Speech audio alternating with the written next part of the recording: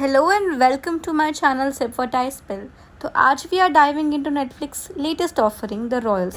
क्या ये एक शाही हिट है या एक रॉयल डिजास्टर, या ये कहना चाहिए drama queen level disaster the Royals? पता करते हैं। So grab your imaginary tiaras and emotional support chai, cause इस रिव्यू में होंगे ताने ताने और थोड़े और ताने। तो द रॉयल्स एक 8 एपिसोड की सीरीज़ है जिसमें भूमि पेडनेकर और ईशान खट्टर शाइन करने आए थे, लेकिन लाइट बीच में ही चली गई लगता है, लिटरली।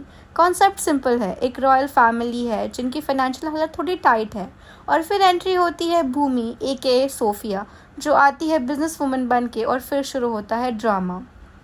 सोफिया एक self made confident business woman है जो पैलेस को रिवैम्प करने आई है। उस पैलेस को वो लग्जरी B&B बना देती है, cause why not, recession proof जुगाड़। कॉन्सेप्ट काफ़ी सेक्सी लगता है ना, एकदम ब्रिजटन मीट्स भटिंडा। लेकिन थोड़ी ही देर में समझ आता है कि इसमें ग्लैमर ज़्यादा है, कंसेप्ट कम।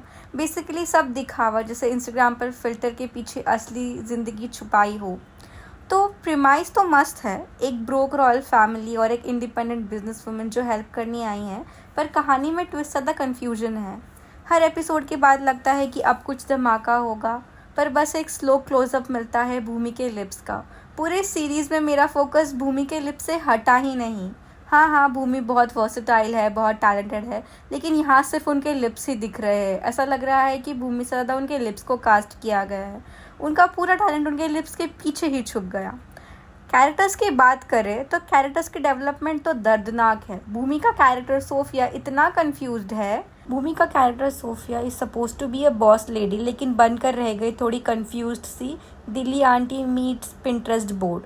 ईशान खट्टर जो बने हैं महाराजा ऑफ मोरपुर, उनकी आंखों में चाम है पर कैरेक्टर में दम नहीं है। क्या चाहता है ये बंदा खुद भी नहीं जानता। पूरे मूवी में बस शर्टलेस घूम रहा है, और सपोर्टिंग कास्ट सब ऐसे एक्टिंग कर रहे हैं जैसे स्क्रिप्ट कल ही मिली हो, और राइटर्स भी लगता है हॉलीडे पे गए थे, और स्क्रिप्ट भी लगता है जूम कॉल पर ही लिखी गई है। दिलबर, जी हाँ, नोरा फतेही भी है शो में। और हाँ, अगर आप सोच रहे हो कि शायद वो स्ट्रॉन्ग कैरेक्टर प्ले कर रही है, तो no, she is here for glam, the glitz and one dance sequence. अब विजुअल्स की बात करते हैं। भाई वाह, सेट डिज़ाइन से लेके कॉस्ट्यूम तक एकदम लाविश। ऐसा लगता है हर सीन किसी शादी के कैटलॉग से कॉपी पेस्ट किया गया है।